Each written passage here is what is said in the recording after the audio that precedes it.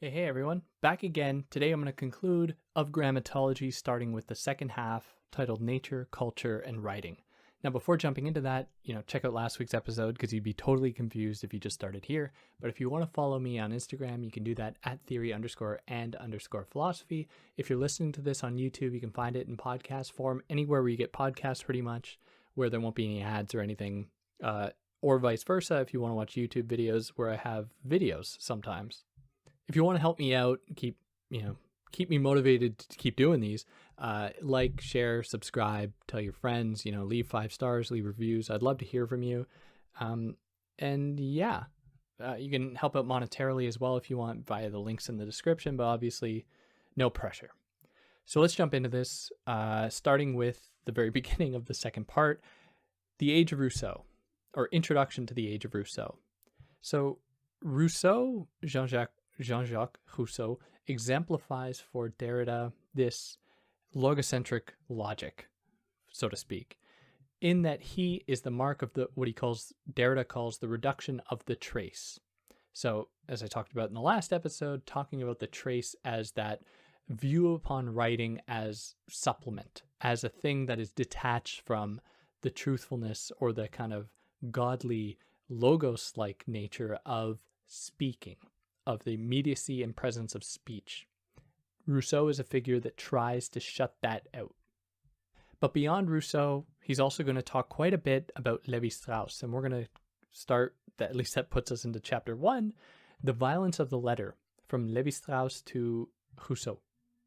And Derrida begins by asking, how can a writing be violent? Or how can writing be considered violent? Which is an idea that permeates through Lévi-Strauss and Rousseau. They think writing is something that imparts itself upon a people to oppress them, to hierarchize them, to class them, or whatever, which is a mark of violence. So before jumping into this, Derrida kind of meditates on what discourse is and what a text is. So for him, discourse is the present living conscious representation of a text within the experience of a person who writes or reads it. So a discourse is determined by the situation they find themselves in, the experience of the person. So for example, I assume a different kind of discursive character in how I speak, depending on who I'm with. If I'm with family members, I speak one way. If I'm with friends, I speak another way. If I'm among colleagues, I speak another way. When I'm on this channel, I'm speaking another way. And that determines the extent to which there's always a kind of flux in the way that this discourse is forming. And this discourse is only ever a kind of snapshot of text, or of a text that we are always within. It is only one infinitesimal moment within it. And it comprises that text, or at least discourse comprises that text. And so it's impossible for us to actually develop a history of the text, because the text is comprised of all these, I'll just say, rhizomatic moments that don't necessarily have a direct affiliation or connection with one another. And so we can't think of the text as a straight line or as a telos being going from point A to point B, having like a sequence.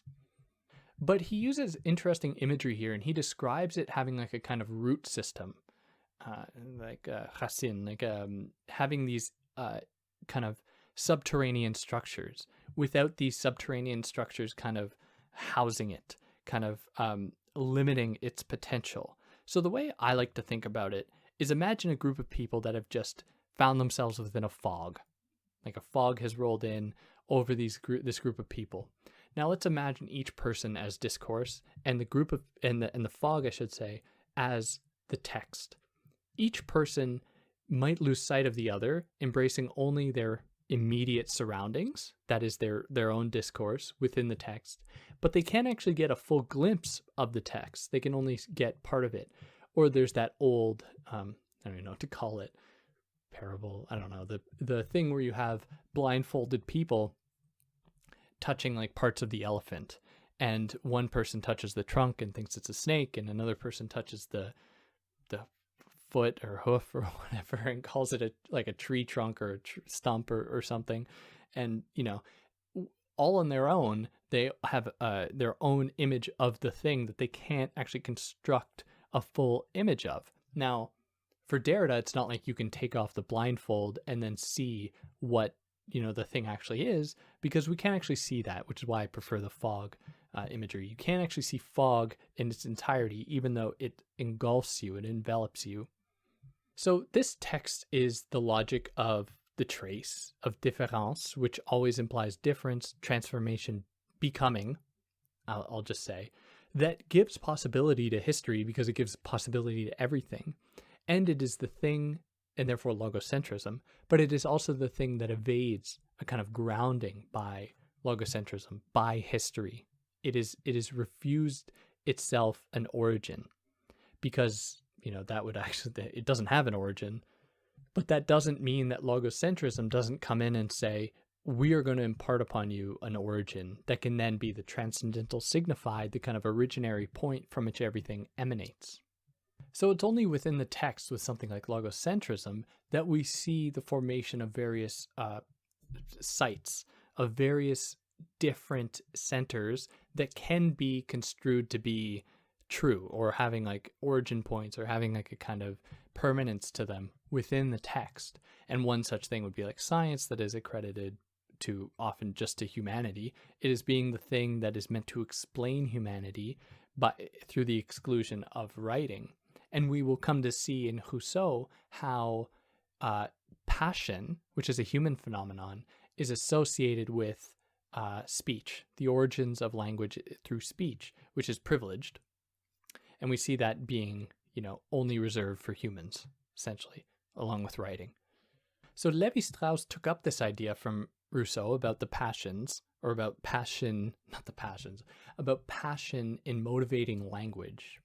But he did it kind of in his own way, in his own anthropological way, to also consider the distinction between like nature and culture, and also writing and speech. And for a more detailed presentation of this, I've covered Structure, Sign, and Play, in which Derrida talks about this a little bit more, specifically the way that Levi-Strauss takes up the idea of the prohibition of incest, which is pretty important, but we'll return to that in a bit. For now, let's talk about the way that Derrida chooses to focus on another prohibition, which is the prohibition of proper names. So Derrida recounts that in Levi-Strauss, who had visited what are called the Nambikwara people, Levi-Strauss had a moment in which he saw these two young girls fighting one another. And I think it came down to fisticuffs and one hit the other. And in order to take revenge upon the one that had hit the other, the one who was hit went up to Levi-Strauss and whispered to him the other girl's proper name, her first name. Because for some reason, no one would divulge their name. No one would tell Levi-Strauss or the other anthropologists who anyone was. And who knows? Like, I'm not going to say why that was the case. I have no idea. But then Levi-Strauss exploited this, and he used that little girl to essentially get all the names of all the residents, which was obviously an asshole thing to do. Like, if it is a sacred right not to, tell, maybe it was just to outsiders your name, maybe this guy can respect that. But anyways, he exploits that among the people. But Levi-Strauss looks upon this and thinks, wow, this is a kind of privilege that is allotted to people without writing. Like, they can keep secrecy. They can keep themselves separate. They are innocent to some extent in that they don't have these kinds of records or history that can mar their kind of immediate cultural identity. So this might seem like, okay, I'm on board here, but Derrida says this is quite ethnocentric and it's quite Eurocentric, because what Levi-Strauss is doing is saying that these people are more innocent because they don't have writing. They have only speech, and that makes them more innocent. And Derrida reminds us, no, because speech is in itself a kind of writing. Now, Derrida also says that in this text that Levi-Strauss is writing here, Levi-Strauss also acknowledges that these people have a word for writing that translates literally into drawing lines. So they had these kind of scribbles around even before the anthropologists arrived. And Derrida is like, isn't that writing? How can you say that that's not writing, or not look at that as though it's writing? But that's a kind of superficial point to make. It doesn't actually perform this task of deconstruction, but Derrida is still like, come on, like clearly they have writing. But in a more abstract way, Derrida reasons that these people have a writing because they are able to hide their speech. Because if speech was truly this thing that signified a kind of immediate presence, it was a thing that was like always there as logos, as speaking word of God through self-presence, then you wouldn't be able to just hide it away. Hiding would be the thing reserved to the dead language like writing. So this demonstrates the connection between speech and writing, how they aren't totally separate. And Derrida maintains that in any act of speaking, what Lévi-Strauss would see as being the a sign of giving like a proper name up. So Lévi-Strauss says they are hiding their proper names from me. They are keeping them secret. Derrida responds by saying, no, when you speak the proper name, you are making it secret, which might seem totally weird. Like, wait, what does that mean? Derrida maintains that the name or the spoken word is a secrecy in that it veils the thing under which it is speaking about, because it stands in for the thing that it is speaking about, because it is only another representation. So it is wrong to think that underneath that secrecy is the truth of the proper name, when in fact there's nothing underneath. It only hides the fact that there is nothing underneath. And Lévi-Strauss extends this to say that these people are without violence. They are peaceful people because they don't have writing. Writing is what gives them like violence, and it is Europeans bringing violence to these people with writing, where he gave out these pencils to them to kind of get them to write or to mimic him. And he saw that with that, there was the consolidation of the authority of the tribal leader, because he was the one that could then use that writing against the people as he was taught it. But Derrida is like, you do know that there was this hierarchy before you arrived, right? Like, they had these systems before you came. It's not as though writing is going to like completely bring about violence, as though violence doesn't exist before writing. And we can see the same thing in Deleuze and Guattari when they write about the way that so-called nomadic people actually internalize many elements of the state within them. They do not stand opposed to the state. They actually have parts of it within them, just like these people have writing just in their speech.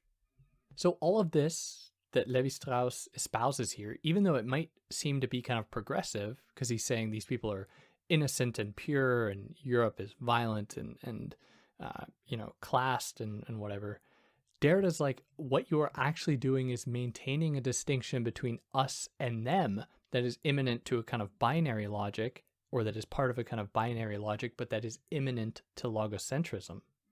And another thing Derrida says, he's like, if writing is this like amazing thing, that this kind of, exteriority that seems to come from without, it seems to have very little effect on the human genome, essentially. Like, we've remained pretty much the same for 60,000 years. It doesn't seem like writing ushered in all that much difference. Like, it was other technologies that did. Now, with that being said, Derrida is not saying that writing is not inconsequential. He's saying that it has effects, but he's also just demonstrating that it's wrong to say that it just emerged in as a representation of spoken word. It is part of that very word. And that puts us here into chapter 2, That Dangerous Supplement is what it's called. So now it's time to consider Rousseau a little bit more closely here, and that'll probably take up the rest of the text. So Rousseau looked upon writing as a dead language, which I think we can already get from this. However, he was a little more ambiguous about what this meant. So it seems that he drew life from the deadness, a site of comparison to accentuate proper speech. And so it has revealed his ambiguity about speech because it is not prima facie alive. speech can be dead speech of like government speech, for example, in like Rousseau. So Rousseau believed that writing was something that would be used to control people, like Levi-Strauss. Levi-Strauss took that from Rousseau, I should say. In the same way, he says that writing can be either kind of good or bad, and the same can happen for speech. So he uses writing as a dead thing, kind of assumed about to be dead thing, just to vitalize or revitalize speech as a living thing, like a point of comparison to give speech a kind of lifeness. So this is revealed in the way that Rousseau assigns to the written word the status of a supplement. So in his words, as substitute, it is not simply added to the positivity of a presence, it produces no relief.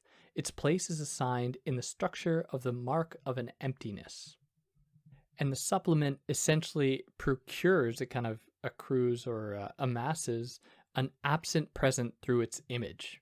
So it simulates a presence, but that is an absent presence, of course. But such a supplement couldn't be possible unless the thing that it was supplementing was in itself a supplement. So like I said in the first episode, that in order for the signifier to exist, there had needed to be a kind of homogenization of the signified. So too must there be a kind of supplementality or a kind of supplementarity of the thing the supplement is meant to supplement in order for the supplement to exist at all. That is, you can't have a representation of something unless it was in itself already a representation. And, you know, we could use Kant for this, like we're always, we only ever deal with phenomena, not noumena, not things in themselves. But, you know, we can also defer this question to the problem of power, you know, and who gets to decide what we are representing and how that constitutes and shapes and frames the way that things will be represented, calling attention to the assumed reality or truth of the thing being represented. Or we could think of this in any number of ways. It's up to you. But here we get the famous line that essentially writing underwrites all, where he says that there is nothing outside of the text. There are only always ever substitutes, substitutions, différence, the trace, a kind of perpetual tracing of things that is revealed both in language, that is spoken language, and written language. And this might explain as well how or why in the text Derrida refers to Jean-Jacques Rousseau at times as Jean-Jacques and at times as Rousseau. Like he's playing with these kinds of transformations, these kinds of substitutions. And here that propels us into chapter 3, Genesis and Structure of the Essay on the Origin of Languages. So here, and I want to say that Derrida talks a lot about Rousseau here on the origin of languages, which I've covered, I guess, 2 weeks ago now. You can listen to that if you want, or just read it. It's real short. I'm not obviously going to cover everything that Derrida covers because it's long, but I'm just presenting the kind of highlights of it. Now, with that being said, if you want the full experience, you obviously have to read it all. But anyways, just kind of putting it out there, just giving you the highlights. So in the act of speaking, we are doubling ourselves. We are representing ourselves through words. So the words we speak must affirm us as what he calls auto-affection. So they are sheltered within the pure interiority of auto-affection. So it therefore works to suppress différence and consequently proffer the illusion of immediacy and presence.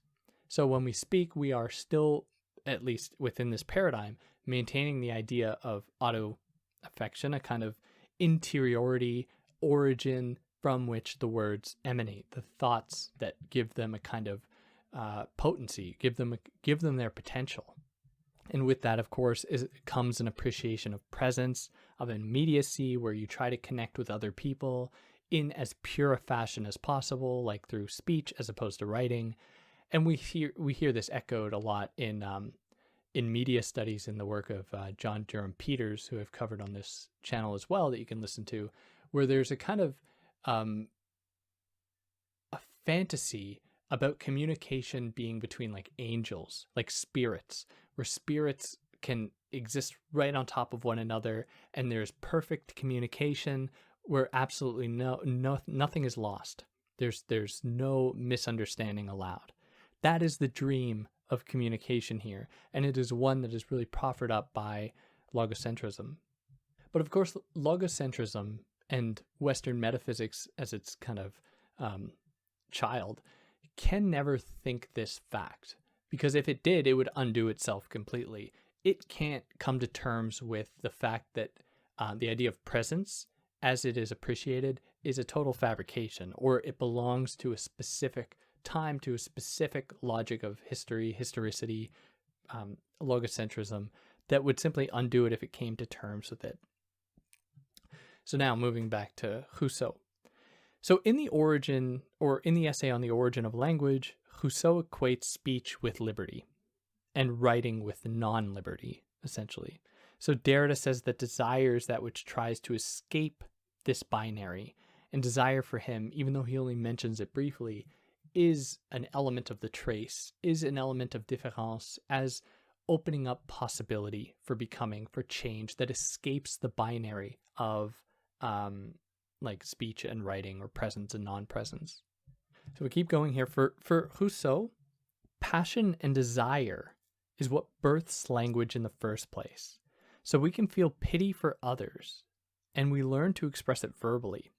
Such is an extension and supplement to the natural order. Here it is revealed that the supplement produces categories of natural law and institutional law, which is just the same distinction between like speech and writing, natural law versus institutional law. So of course this is reveals another ambiguity between nature's writing that we saw in the last episode, like Plato and good writing, and reason's writing, which is viewed as being bad writing.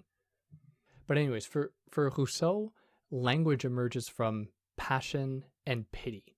So in the fact that we can recognize other people as others that are somewhat equal with us, we develop a capacity to communicate with them equally. And primarily we develop that capacity to express ourselves and our feelings to others. And he talks about pity and our capacity to give pity to other people when we hear them speaking, and which extends beyond just sight.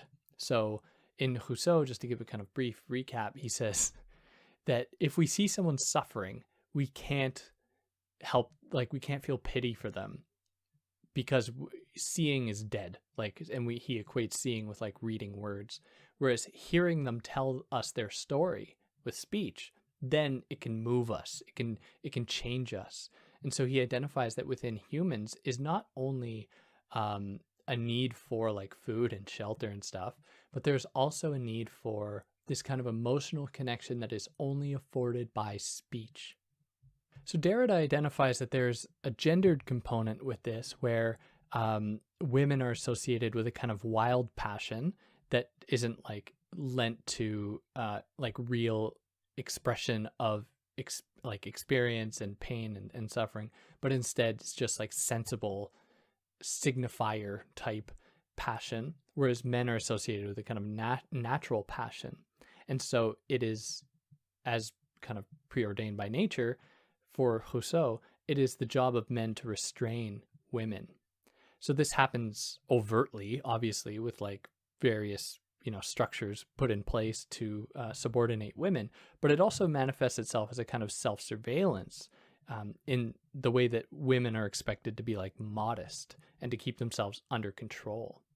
So modesty then, which is obviously a fabricated thing, a supplement, if you will, reveals the intractability, the untenability, or the flimsiness of the monopoly of nature over order.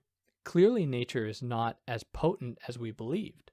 So we have this distinction between natural law and maybe cultural law. But if there was such a thing as nature, why do we have to erect these structures within cultural law to maintain that nature? If it was natural, then it should be fine on its own. It's like how people today, when discussing gender, are so worried that there's like an attack against like heterosexual couplings or like cis identities, when they also say it's natural. It's like, if it's natural, how can it be under attack? Like, if it's just ingrained within all of us, how can we deviate from it? Unless, of course, there is a very strong social component to it. So, additionally, in Rousseau, it is the task of nature to awaken human pity, right? Where our capacity for speech comes from pity, from passion, but that is awakened by nature. And Derrida is like, what the hell? Because that is only an artificial construction. Like, it doesn't, if it wasn't always there, then it must be contingent upon a kind of social dynamic or a geographical one or something. So it's not like universal. So in the consolidation of this kind of nature through an imagination that wakes it, we see the undoing of nature as universal, because it completely undermines the idea that it is universal if it only comes about at a certain phase. Brought about in Rousseau by imagination, where Derrida responds by saying that imagination is nonetheless itself a virtual faculty. Like, it doesn't exist, like, as a thing in the world. So beyond this discussion of pity, Derrida also considers the way that Rousseau breaks up singing and colors. So we hear singing, but we see colors. So for Rousseau, singing is both a sign of a move from animality in the melodious play of voice, but it is also a kind of a return to nature, like we think of like bird songs or something, where melody is a human faculty that is restricted to speaking, but it harkens back to these natural sounds, and essentially a return to the melody of the world. So Derrida is obviously suspicious of this, because he's like, well, you're just showing us that it is not this thing that is reserved for a kind of civilized way of being, but that is found everywhere, just like writing is found everywhere. Because he points out that it can't be both. It can't be that it's like this natural thing or this thing reserved for kind of upper echelons of society, so to speak. And in Rousseau, there's a distinction between melody and harmony, where harmony is the supplement. Harmony is the thing that is brought about by kind of ordering through culture, and that he kind of admonishes for being the destruction of melody.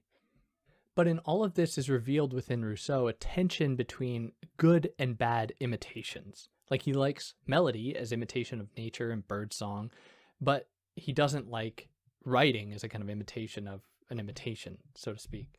So in either case, we're speaking of an exterior reproduction of something by an other, by différence. We are seeing the operation of différence play out in both forms of imitation. So it's in that way that Derrida connects them and says, look, they're the same thing. But Rousseau doesn't look upon it that way, because then that would completely undermine his whole shtick. It would completely undo everything he's trying to say, that is privileging some forms of art above others, privileging essentially Western thought above others. But it nevertheless reveals it to be true. So in Derrida's words, if art operates through the sign and is effective through imitation, it can only take place within the system of a culture. And so Rousseau locates this kind of bad imitation with harmony that he assigns to Europe, and he says that, other cultures that don't have writing and this kind of speech or song are more pure, closer to nature. And so we are hearing the echoes of Lévi-Strauss in his use of these other people to kind of proffer up a civility associated with European life, but that is then repudiated for its violence. And it just goes, like, there's so much more. It goes on and on and on, the way that Derrida just kind of tears Rousseau apart. But another way is that in Rousseau, he says that people in northern cultures, in cold climates, develop language out of need. So it's a really frustrating text, because he starts out by saying there's passion that births language, but then he says it's need for some people, which Derrida obviously makes his head spin. But you have in northern cultures need, because people have to be like always working to survive, whereas people in more southern climates or warmer climates, where they have the world essentially giving them what they need, they have easy access to water and naturally growing fruit and food and bountiful amounts of animals around. Derrida's like, they can develop language out of passion. Or sorry, Rousseau says they can develop language out of passion because they have their needs more or less set out for them. They have them satisfied already.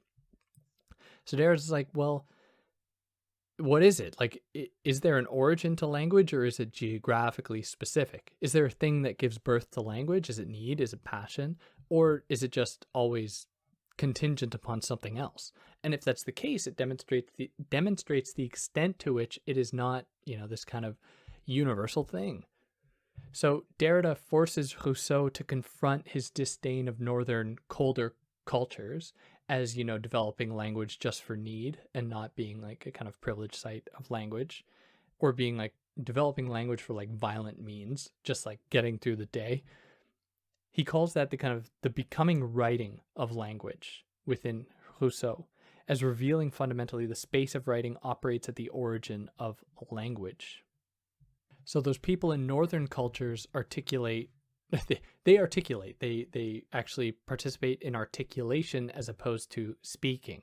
Articulation is closer to writing for Rousseau, and as Derrida reads it.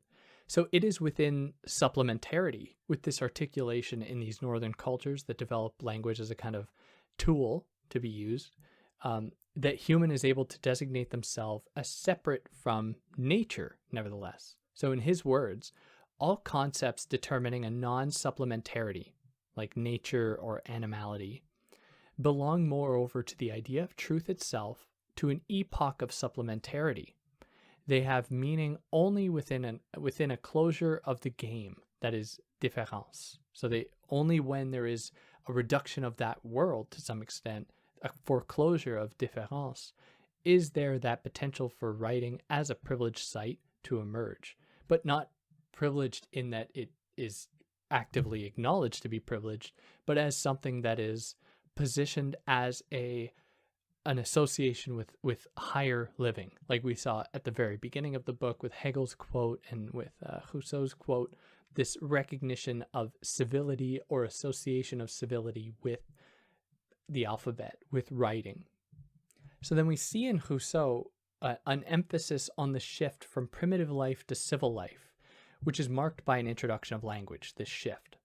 But if language were natural, why was it not always already here? Like if it is this natural thing. This is the unintended trick of logocentrists. They proclaim the existence of God, for example, which is adduced by nature. So they say they read nature like a book and say, oh, well, there's a structure here, so there must have been a creator, a designer, there's God. Nature does not yield such evidence directly. It has to be read upon it. However, and so it is necessary to impart upon nature characteristics that affirm its homogeneity and therefore its design.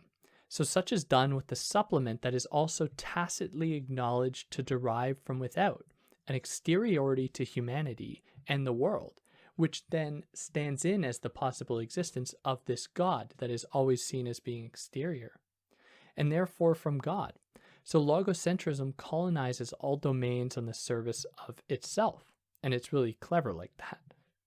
And it is at this moment that deconstruction can get to work, because it reveals the extent to which the binary distinction shares a common ground that does not constitute, but is constituted by that very distinction that is logocentrism. So in a binary relation, term A and term B of the binary, the two sides, are then not separate. They're revealed to be part of the same logic, the same binary logic of logocentrism. So such a shift then from primitive to civil life does not then exist as a sign of a burgeoning language, like language emerged and then this could happen or was brought about by language, because language was both before and after, and both not before and after. That is, we've always had it, therefore we've also not had it. It's never like emerged. Derrida calls upon the prohibition of incest from Structure, Sign, and Play, in how he writes about it there, to highlight this. So the prohibition of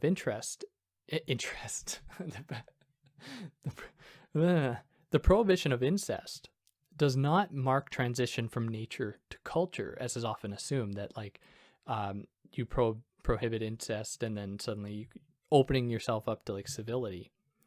Because incest did not exist within nature. It was only born as something to be prohibited with culture.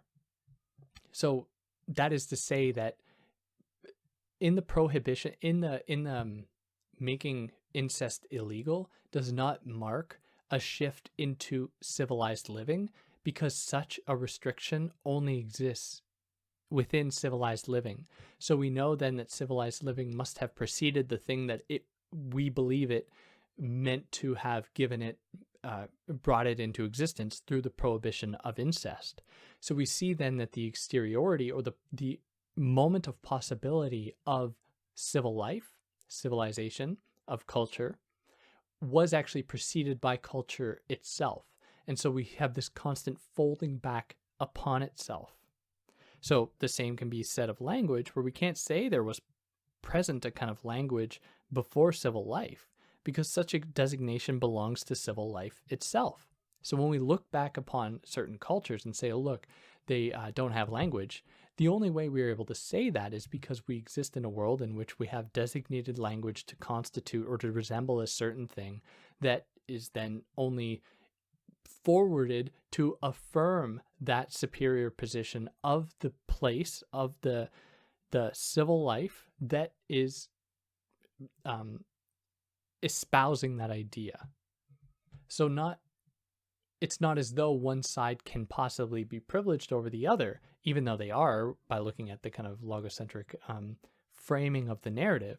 But the task here is to reveal that they are born of the same thing. And then actually, I should say that the often unvalorized term, the term B, I would say, actually constitutes, probably precedes even, the formation of the binary itself, because it has to be the thing that must be eschewed to give birth to this new privileged thing. God, I hope that was clear. This stuff is, you could probably find someone who explains it better than me, but it's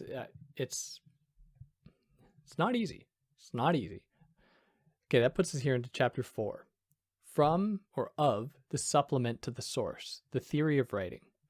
So after having sketched out the origin of language, that is with this north-south apparent universality of the origin of language, even though they develop it differently, Rousseau begins to theorize language as though to play out the logocentric appreciation and centering of the origin in relation to everything else. So whereas language is metaphorical and is therefore connected to an origin via a string of representations, writing effaces origins, apparently, at least for Rousseau. So at the same time that humanity established the communicative foundation to acknowledge origins through writing, Rousseau is then content to mark it as the death of the origin. Writing is, for Derrida then, life and death. So let me rephrase that. It is viewed as though writing is the death of origins, because it is free-floating signification that isn't tied to or directly connected to the thing it is representing. It kind of goes on its own accord. But we know that the only way we have any record of origins is through writing. So Derrida looks upon that and says, oh, well, isn't that interesting? Writing, as arche writing, gives us the possibility of origins, not because it embraces it itself, but because it, comes about through that, or it's born within that kind of mist or that fog that then comes to stand in for arche writing itself. And so writing, as an excluded term within that, is then, I guess, scapegoated as not having origins, even though it is constantly exploited for origins. So let's do some deconstruction here. We're at the origin for Rousseau in the primitive southern part of the world where it was warmer and people were speaking metaphorically. So they were speaking more directly in relation to the world, not in terms of like need, versus the person speaking literally, the civil person from the north. We see that in Rousseau, the metaphorical person from the south was living closer to the truth of the world with their language, while the literal person, the person of the north, was the opposite. So Derrida thinks this can be reversed by allotting to non-literal metaphor, that is the people of the south, by way of its truthfulness, the status of more accurate representation, and the opposite for the other, so the literal person having less accurate representation. So in his words, even while affirming that the original language was figurative, Rousseau upholds the literal as arche and as telos. So this is essentially reveals the privileging of the literal, which is the north, even though it's, often associated with violence and all that, this is totally arbitrary, because same privilege could be allotted to the metaphorical, because it is associated with a kind of truthfulness of language. Then why can we not say that its metaphor is in itself literal? Unless, of course, that would disturb the whole system, and then therefore we would see the crumbling of this binary split. So in this appreciation of the literal as evidence and connection to God's word, what we see is revealed the parabolic nature of metaphysics and logocentrism. So I mean parabolic in like a parabola, as a kind of mathematical graph or mathematical function on a graph, where you have one point start from one point that goes into a direction, but then comes back to the same point on the on the y-axis, or not the same on the x-axis, whatever. It's parabolic. So there is a tacit appreciation of pre-linguistic kind of oral-based culture for being closer to God. Then there's a repudiation of representation of world in images and written word, that's what we've been covering so far.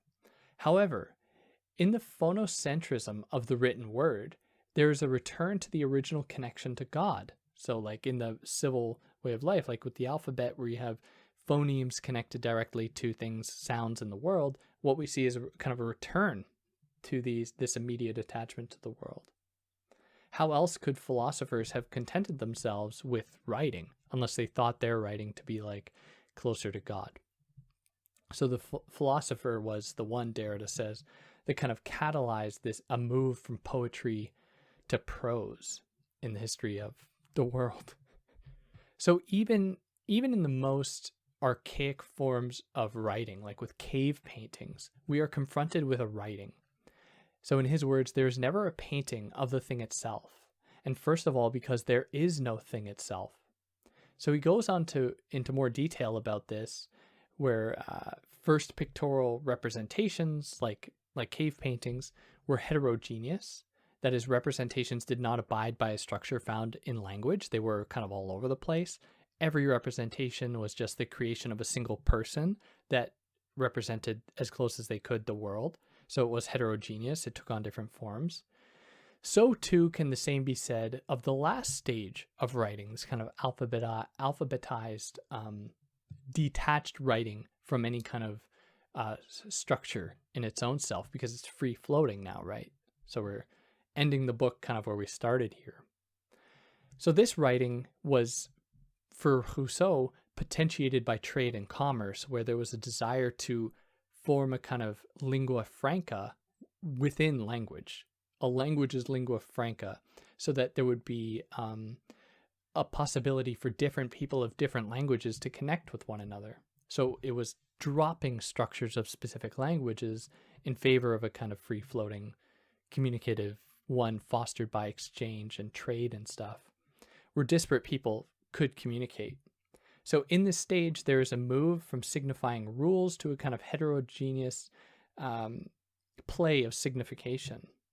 So in his words here, Derrida's words, in the first case, presence of the represented thing in its perfect imitation, like with cave painting, and in the second, like with trade, the language fostered there, what we see is the self-presence of speech itself, where we have just speech not abiding by the coded regime of writing. So all origins are then, in both cases, at the beginning and in the end, in perpetual substitution. And here we have his words: "It is this that the metaphysics of presence as self-proximity wishes to efface by giving a privileged position to a sort of absolute now. The exterior is constitutive of exteriority, or interiority," which is, and that pretty much wraps it up here. And it's really the beginning to what Derrida is going to do in dissemination and writing indifference, in really developing this. But, you have to ask yourself when reading this text, was he successful at generating a science of writing, this thing called grammatology? And the answer in my mind is no, because he doesn't actually set that out. It's almost like this is just like an introduction to another book that hadn't been written yet. It was kind of setting the stage here. But in any case, obviously great stuff. If you listen this far, I'm going to link up. You could probably click on the screen here, links to other Derrida videos. But yeah, if I did anything wrong, I'd love to hear about it. And if you had the time, like, share, subscribe, tell your friends. I would love that. And yeah, take care.